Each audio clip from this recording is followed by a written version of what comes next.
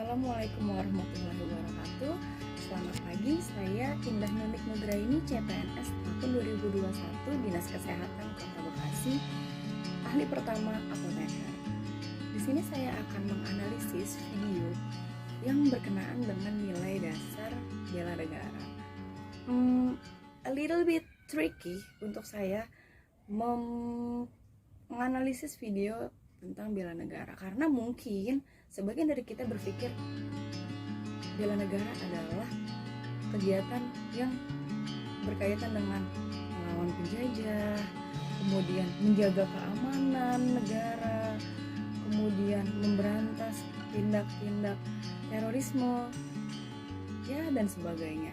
Itu tidak salah, itu benar. Namun sebenarnya bela negara itu lebih luas daripada itu. Izinkan saya untuk sedikit sharing tentang apa yang sudah saya dapatkan di dasar bela negara yang harusnya kita pahami. Yang pertama, kecintaan kepada tanah air. Yang kedua, kesadaran berbangsa dan bernegara. Tiga, yakin bahwa Pancasila adalah ideologi bangsa. Keempat, rela berkorban untuk bangsa dan negara. 5. Memiliki kemampuan bela negara secara psikis maupun fisik. Dan yang terakhir, yang keenam, semangat mewujudkan negara yang berdaulat, adil, dan makmur.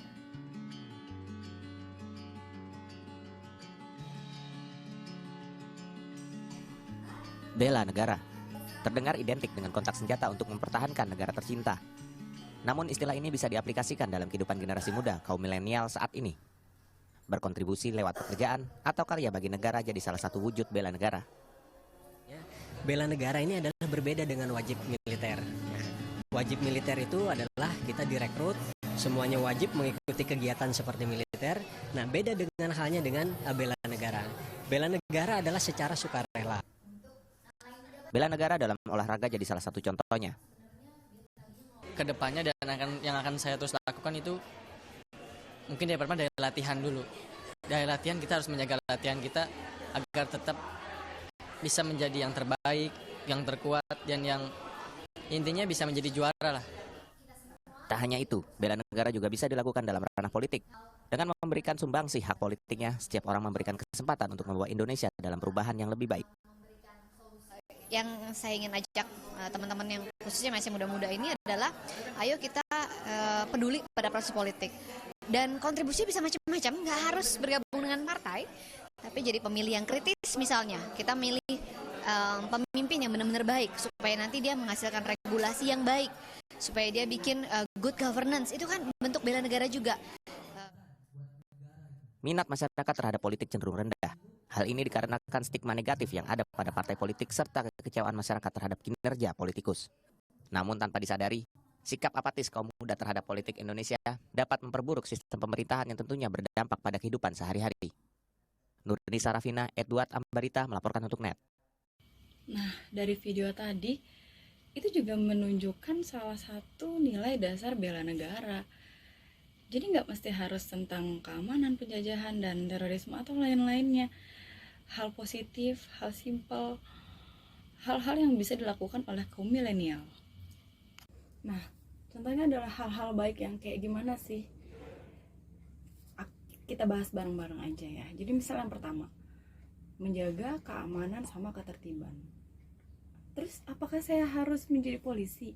Apakah saya harus menjadi hansip? Apakah saya harus ikut siskamling? Enggak juga. Cukup dengan menjaga keamanan dan ketertiban yang ada di sekitar kita aja. Misalnya, ikut tertib dalam menjaga kebersihan di sekitar lingkungan. Kalau ada kerja bakti, ikut. Kalau ada tempat sampah, kita mau buang sampah, ya buang di tempat sampah. Kalau belum ada tempat sampah, ya disimpan, nanti dibuang di tempat sampah. Itu salah satu cara kita menjaga negara kita. Dari poin keamanan, kita bisa ikut turut menjaga keamanan dengan cara yang pasti nggak ikut tawuran, tidak memicu konflik, tidak ikut apalagi sampai ke terorisme ya, jangan sampai. Hal simpel seperti itu. Hal simpel kedua yang good people bisa lakukan adalah mematuhi peraturan dan norma yang berlaku. Dengan kita mematuhi peraturan sama norma yang berlaku, ini bisa connect ke poin pertama. Kita turut menjaga keamanan dan ketertiban. Kenapa? Karena peraturan dan norma yang telah dibuat pastinya adalah untuk menjaga supaya aman dan tertib, seperti itu. Jadi kalau seandainya hal simpel, kenapa saya ngomong banyak simpel? Karena memang sesimpel itu, teman-teman, atau mungkin Bapak Ibu sekalian. Misal contoh dengan kita mematuhi lampu merah aja. Lampu merah, ya udah kita berhenti, jangan diterobos. 1, itu menjaga keamanan diri kita sendiri. 2, itu menjaga keamanan bagi pengendara lain yang mau lewat. Dan yang ketiga, kita ikut tertib melaksanakan peraturan yang sudah dibuat, seperti itu. Hal kecil sebenarnya, cuman permasalahannya mau nggak kita ngelakuin. Jangan kita ikut-ikutan, yang lain juga pada melanggar. Tidak seperti itu. Hal kecil dimulai dari diri sendiri, maka akan merubah hal besar. Hal kecil dimulai dari diri sendiri, maka akan menjadi suatu perubahan besar. Ingat. Nah, sekarang yang 3 nih, mengembangkan iptek. Ya kan sekarang kita berada di era yang semua serba digital. Media sosial sudah menjadi sarana berbagai hal. Sarana ekspresi, sarana jualan, sarana politik, sarana untuk berbagi informasi, banyak sekali hal. Kita bisa mengembangkan diri kita melalui iptek. Kita banyak mendapatkan informasi, kita bisa menambah pengetahuan kita. Sekarang sarananya sudah tersedia. Kita ada internet, kita ada gadget, ada laptop. Tinggal masalahnya kita bisa nggak menggunakan hal itu dengan baik. Informasi-informasi yang kita dapatkan pastinya dari media sosial ataupun internet, sebaiknya kita teliti dulu, jangan sampai kita menjadi orang yang menerima berita hoax dan kita ikut menyebarkannya. Selain kita harus waspada terhadap hoax, iptek itu juga bisa untuk mengembangkan segala jenis yang ada di segala jenis atau segala sektor yang ada di hidup kita. Kita bisa mengembangkan. Kalau misalnya kita usaha, kita bisa mengembangkan marketplace, kita bisa mengembangkan usaha kita, mendapatkan banyak pelanggan dari internet. Gimana caranya mengekspan bisnis kita. Misalnya kita adalah seorang pelajar, kita bisa mendapatkan update ilmu terbaru. Oh, ternyata ada loh cara cepatnya seperti ini. Oh, ternyata kalau pakai internet itu atau pakai sistem itu bisa lebih mempermudah kerja kita loh. Yang tadinya kita harus manual, kita bisa loh dengan sistem jadi lebih cepat, lebih instan, seperti itu. Dan yang keempat adalah melestarikan budaya bangsa. Jangan sampai ya apa yang sudah kita bangun selama ini, kita dari segi iptek kita meningkat, kita menjaga keamanan, tapi kita melupakan jati diri bangsa kita tidak bisa melestarikan budaya. Budaya kita apa sih? Budaya itu sebenarnya mungkin beberapa orang agak bingung budaya yang seperti apa yang mau dilestarikan. Hal simple, Indonesia itu terkenal dengan budaya gotong royong. Indonesia itu terkenal dengan budaya keramahannya. Indonesia itu terkenal dengan budayanya yang beraneka ragam dan bisa mentoleransi. Selain kita harus waspada terhadap hoax, iptek itu juga bisa untuk mengembangkan segala jenis yang ada di segala jenis atau segala sektor yang ada di hidup kita. Kita bisa mengembangkan. Kalau misalnya kita usaha, kita bisa mengembangkan marketplace, kita bisa mengembangkan usaha kita, mendapatkan banyak pelanggan dari internet. Gimana caranya mengekspan bisnis kita. Misalnya kita adalah seorang pelajar, kita bisa mendapatkan update ilmu terbaru. Oh, ternyata ada loh cara cepatnya seperti ini. Oh, ternyata kalau pakai internet itu atau pakai sistem itu bisa lebih mempermudah kerja kita loh. Yang tadinya kita harus manual, kita bisa loh dengan sistem jadi lebih cepat, melalui instan seperti itu. Dan yang keempat adalah melestarikan budaya bangsa.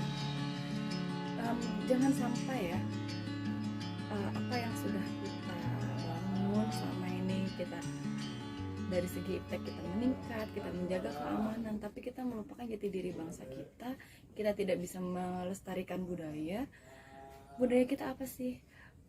Budaya itu sebenarnya mungkin beberapa orang agak bingung budaya yang seperti apa yang mau dilestarikan. Hal simpel, Indonesia itu terkenal dengan budaya gotong royong. Indonesia itu terkenal dengan budaya keramahannya. Indonesia itu terkenal dengan budayanya yang beraneka ragam dan bisa mentoleransi. Dan yang kelima adalah berpartisipasi dalam kegiatan positif. Betul. Segala hal yang sifatnya positif kita harus berperan aktif, kita harus dukung. Misalnya kita bisa ikut Karang Taruna, kita bisa ikut jenis berbagai perlombaan, apapun itu. Kita bisa ikut kreatif, everything yang menurut kita itu positif, tidak merugikan orang lain, tidak merugikan diri kita, tidak membahayakan orang lain ataupun diri kita lakukan, kita dukung. Just that. Nah, yang keenam adalah mengharumkan nama bangsa. Mengharumkan nama bangsa ini seperti yang contohnya tadi ada di video. Sebelum dia menjadi atlet, dia mungkin sama seperti kita pada kebanyakan, melakukan aktivitas rutin, kemudian gitu aja. Nah, tapi yang membuat dia berbeda adalah dia memiliki satu hobi, bulu tangkis atau apapun itu, kemudian konsisten untuk latihan terus menerus, menguasai dengan baik, mengikuti perlombaan, menang, melakukan evaluasi dari kekalahan, dan akhirnya bisa mengikuti ajang internasional, mengharumkan nama bangsa yang tadinya mungkin seperti kita, siapa yang kenal? Gak ada yang kenal. Tapi setelah berbagai rangkaian tindakan positif yang dilakukan terus menerus, dengan demikian dia bisa mengharumkan nama bangsa. Ya, itulah salah satu contoh bela negara yang bisa banget kita tiru dari sekarang. Gak perlu mikirin apa kata orang, kamu jangan seperti ini, kamu jangan seperti itu. Selama menurut itu kita baik, selama menurut kita itu adalah hal yang baik, terus lakukan. Selama menurut kita itu tidak melanggar peraturan perundang-undangan, tidak melanggar norma, tidak merugikan orang lain, lakukan. Sesimpel itu. Yap, sesimpel itu. Yuk sekarang kita coba melakukan hal-hal simpel yang bermanfaat, yang positif, untuk menerapkan nilai-nilai dasar bela negara. Akhir kata, wassalamualaikum warahmatullahi wabarakatuh. Bye bye, sampai jumpa di video selanjutnya. Bye.